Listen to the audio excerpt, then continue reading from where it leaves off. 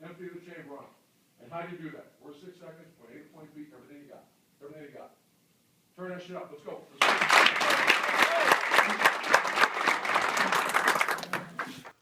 Welcome to the Scoop World Order. We are back.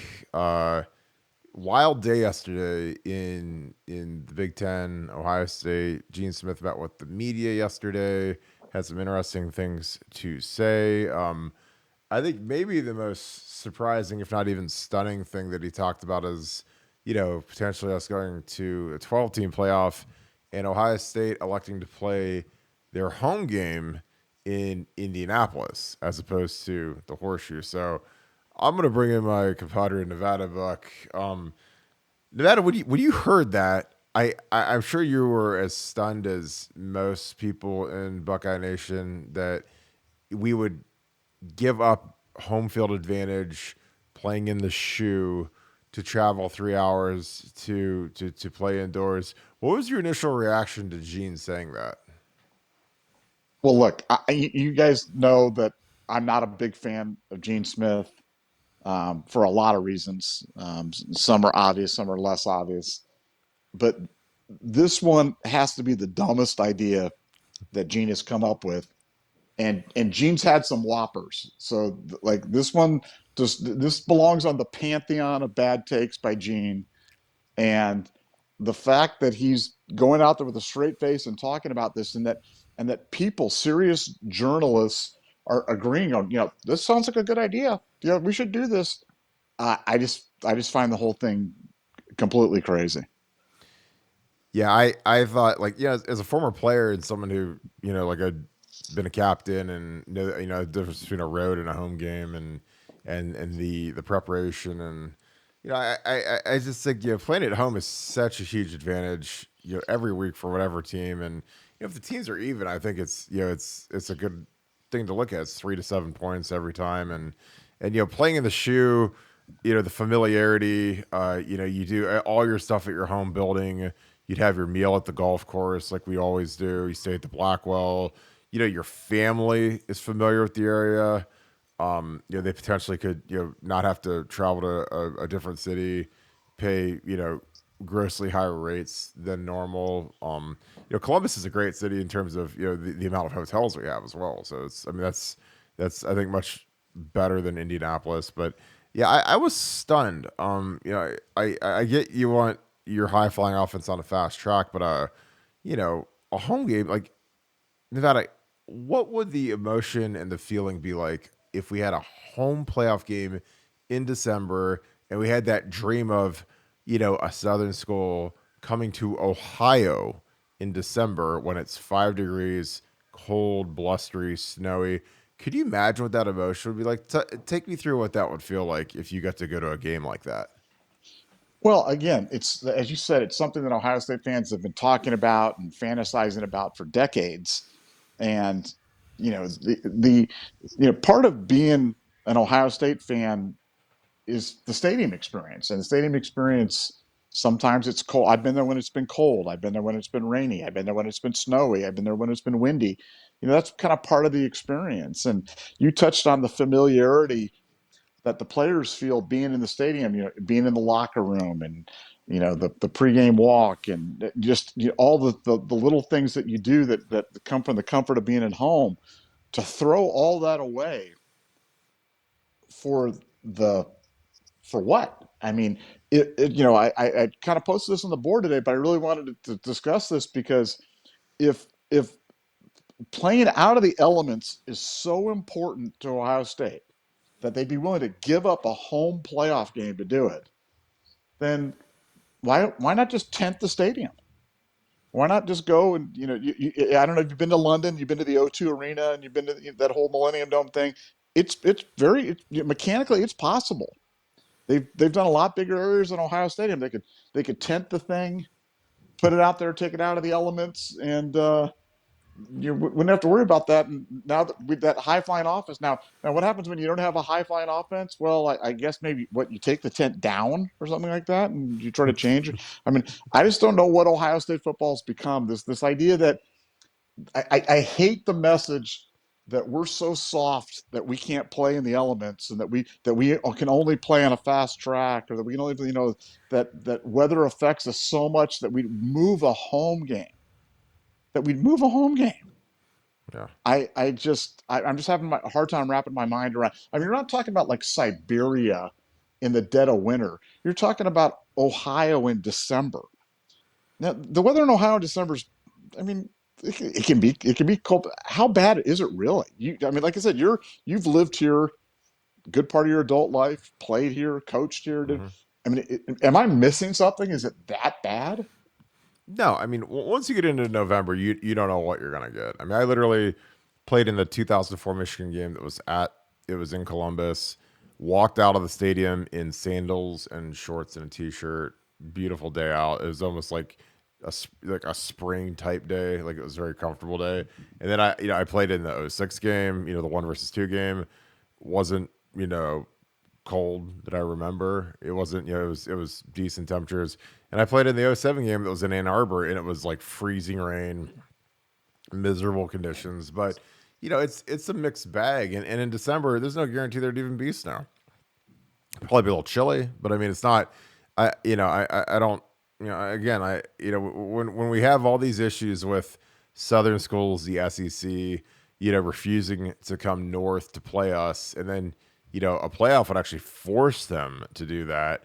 I mean, again, like our fans would get off on the fact that, oh yeah, you guys got to come see us in the cold, because frankly, like I've played in extreme heat, like when I played for the Miami Dolphins, and I've played in really cold when I was in Detroit and Ohio State. And the heat, I think, is a much tougher element to deal with, because when it's really hot, like when I was in Miami, Florida, playing practice for those, it was like, I mean, that's miserable. Like I'd much rather play in 20 degrees than 105 degrees, because it's just it's just easier to manage. You layer up a little bit, and you don't get tired when it's cold. You get cold, but you don't get tired. Like when it's really extremely hot out, and a lot of our our supporters, they go to Florida for the winters, and I mean, like you can, you just go sit in the air conditioning. It's like, but when you play football, there's no hiding. So I don't know. And that's a big edge for the Southern teams, when teams have to go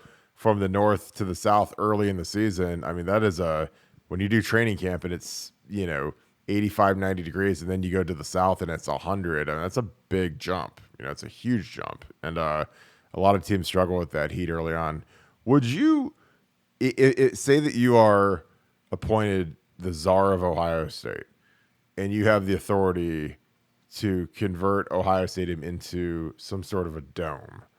Would you ever consider doing that? Because I was with you when we walked into Jerry World when they played the Oregon Ducks, and it was freezing outside that stadium. And we got into the stadium like 2 hours before, whenever they opened the gates, we stormed the castle because it was so cold outside. And I know you remember that, because we were laughing. We were in there before I think the players were there, and it was like, we weren't the only ones. There were thousands of people getting in there. But would you, for the fast track and the offense and the comfort of the fans, would you ever consider doming the Horseshoe? I mean, for me, I would never, ever, ever consider it. But I'm telling you, it sure seems like that seems like a crazy idea. That seems like some crazy podcast thing. But the way they're going right now, the way I mean, would you have ever dreamed that Ohio State would voluntarily abandon a home game because the weather might be bad?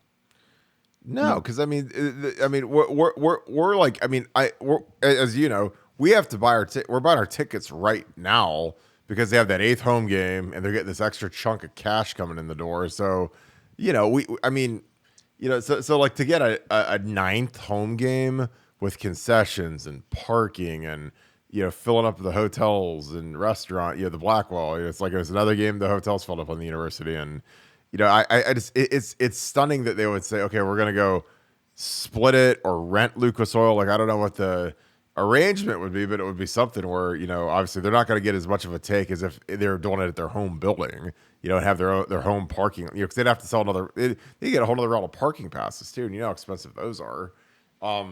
Yeah, it was it's stunning. Like I was stunned by that. That we would say, you know what, we don't want to play at home. Everybody else can play at home, but we're gonna go travel 3 hours. And I just as a player, man, I couldn't imagine like if they said, okay, you and your mom, because we have a lot of kids from Ohio, and then they could just drive 2 hours and they're at the stadium and it's a real easy drive. They're used to it. And instead of like, now you guys gotta go to Indy again. You gotta go to Indy like the week, because I mean, potentially if you play the Big Ten championship game, you're going to Indy 2 straight weeks, which would be hilarious. It'd just be like, what's the point? Should we just stay there for the whole time? But no, I was stunned by it. I think that's why we're doing a podcast on it, because it was just that kind of wacky, because we just didn't see how that would fit. And obviously it's been something that's been talked about behind closed doors, where he was comfortable enough saying that to the media, even though I don't even think we're close to having a 12-team playoff. It's going to be at least probably 2, 3, 4 seasons before that could get enacted. So it's not like it's going to happen next year. I don't know. I was stunned. Was you? Was that it? Go ahead. Yeah, I was going to say, I guess the question I have for you is, does this mean from Ohio State standpoint that like forever and ever we're going to be the air raid in Ohio State? Like I mean that's what we're going to be doing forever and ever, because Ohio State's kind of abandoned the idea of the dominant running back or controlling the clock with the running game, or that we're going completely air raid because we need that dome, we need that indoor type of situation.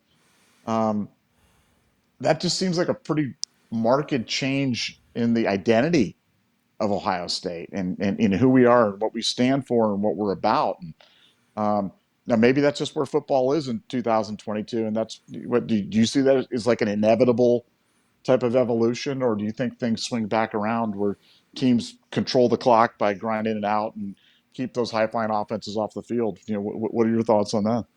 Well, I think that it's I think it's an incorrect mentality to have personally, because you've seen games.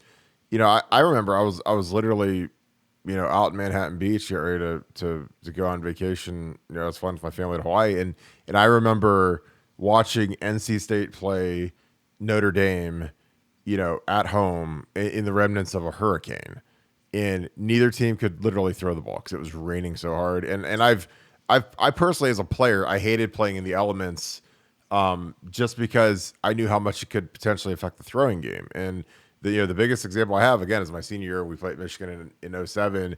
It's like 35 degrees. It's freezing rain the entire game, and our guys can't catch the ball. They can't grip the ball. Todd couldn't throw the ball. So Todd threw a handful of passes, and literally like the last pass he threw was a pick.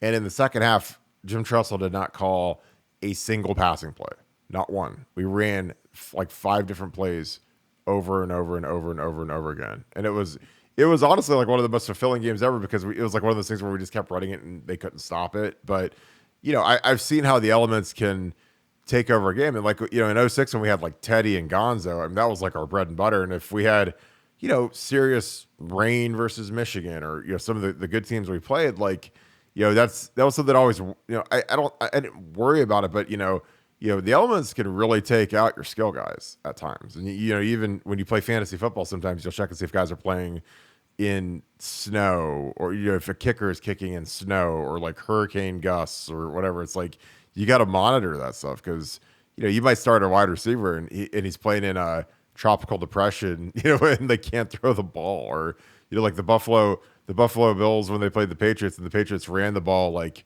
95% of the time this year. I mean, they had to adjust to it because they couldn't throw it. So yeah, it just I don't know. Like I always like the evenness of playing in a dome, but it's not worth giving up home field advantage on, in my opinion. Well, look, think about the '06 national championship game. If you guys would have played that outside instead of at Glendale, and the thing, you guys might have won. You guys could have beat Florida. Yeah, You got yeah, came within an inch of beating Florida. You know what I'm saying? yeah, yeah. We came within like 30, or what we count, 27. Came within 27. And the funny thing is, Gene, he talks about how bad the surface would be in December, and it'd be a hard surface. And I'm like, the 2 worst fields I ever played on in any level of football were the '06 Michigan game, because they put in like a new field like 2 weeks earlier. I mean, it was like we were playing on hay. It was terrible. No grip. And if you go back and watch that film, which we're gonna do, we're gonna actually break down the whole game on Scoop World Order. The '06 coaches film for Michigan is coming up. It's going to be incredible. And like you just see guys slipping all over the place because the grass. We beat Minnesota. They ripped up the turf. They put down a whole new field, and it didn't take. So it was like we were playing on hay. And you see guys flipping all over or slipping, and it was nuts how bad that surface was. You see guys.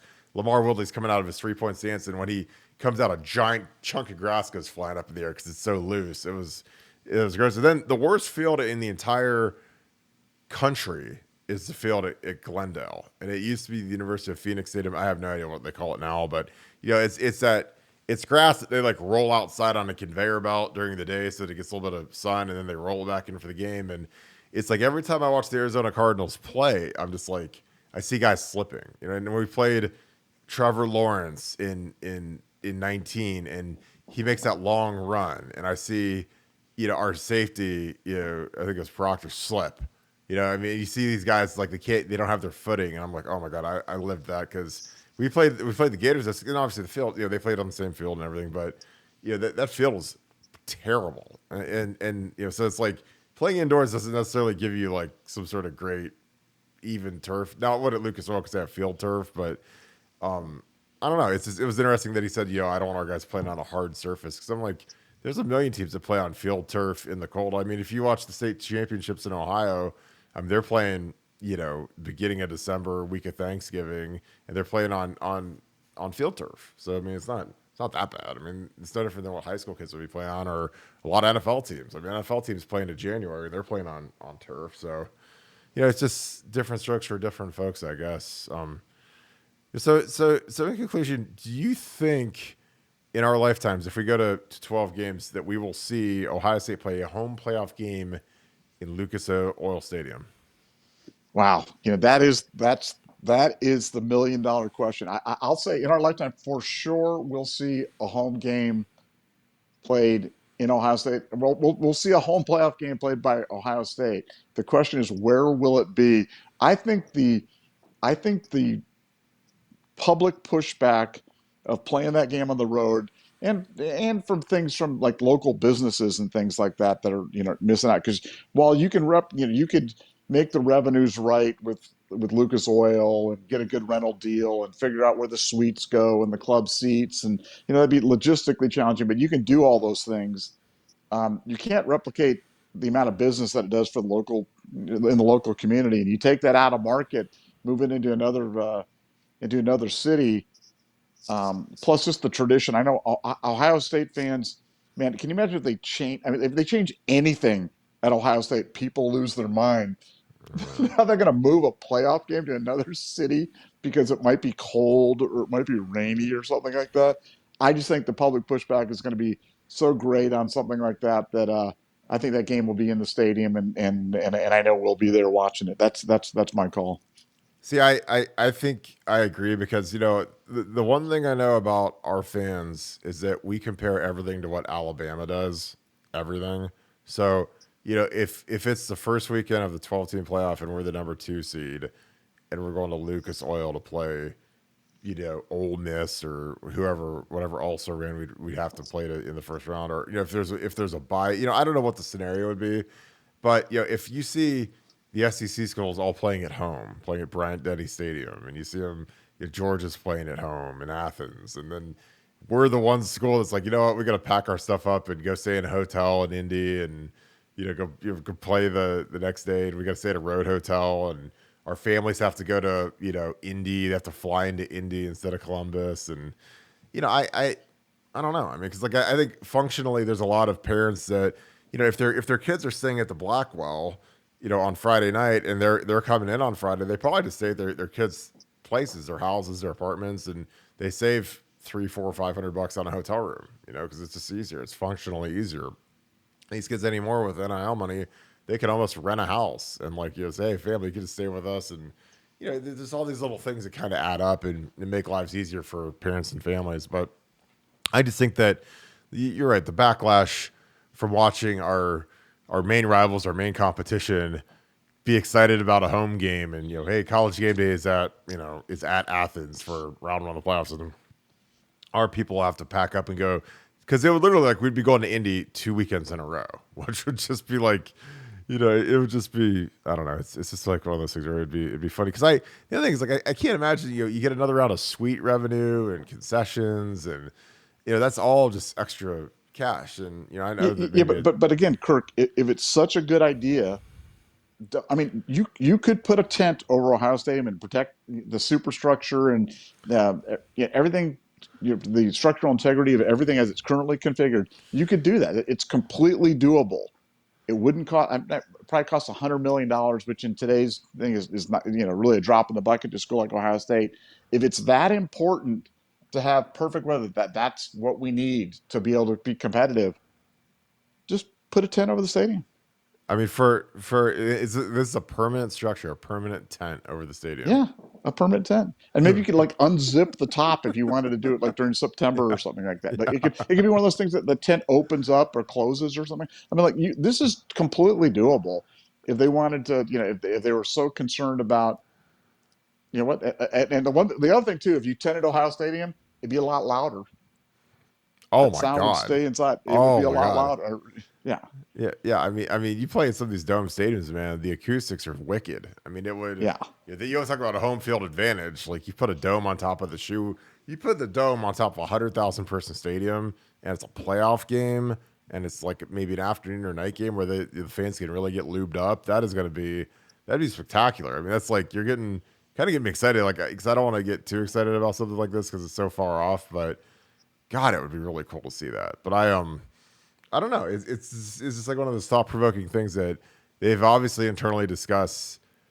Playing. This is like one of those things where it's like you could have had this as a nugget and wrote it, and people would have said, "That's the dumbest thing I've ever heard in my life." There's no way they'd ever do that. No way in a million years. But then like the athletic director comes out and says it, and then we're sitting there like, "Huh?"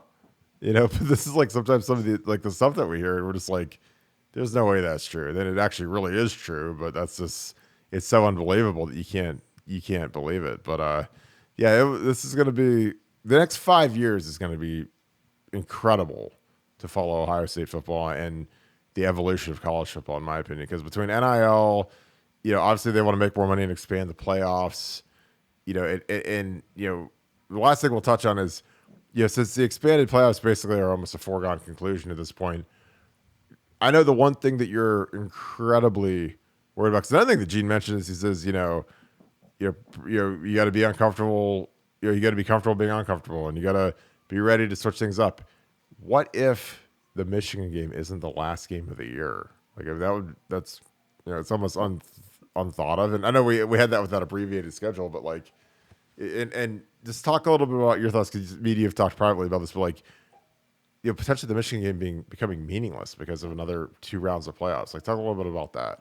Well, I think it's inevitable that the game gets moved. Inevitable. Okay. Mm-hmm. And two, I think with an expanded playoff, the game it loses importance by definition. It's just a question of how unimportant it becomes. It ranges from absolutely unimportant to kind of important, but that's the most it gets. Where it used to be everything, Yeah, it definitely loses luster, and people are just going to have to people have to be careful what they wish for because change is not always better. Change is not always a great thing, and expanding stuff rarely makes it better. yeah, Expanding things, making it more widely available, rarely makes it better. And you know, I can remember college football when they didn't have any playoff, and then they went to the two-team BCS. Now they went to the four-team, college football playoff, and now they're talking about this. I mean, I'm not sure what's better. I'm not sure what's better, and I'm not sure we've improved things. And as the regular season becomes less and less important, um, I think there's going to be a sense of loss, and they're not going to realize it until it's too late. Until they're sitting there watching the game, realizing it's like college basketball. I watched the Ohio State Michigan college basketball game the other day, and just could not care less about the outcome of the game because it didn't matter. It's absolutely irrelevant to what happens. And so I hope that day doesn't ever come for Ohio State football.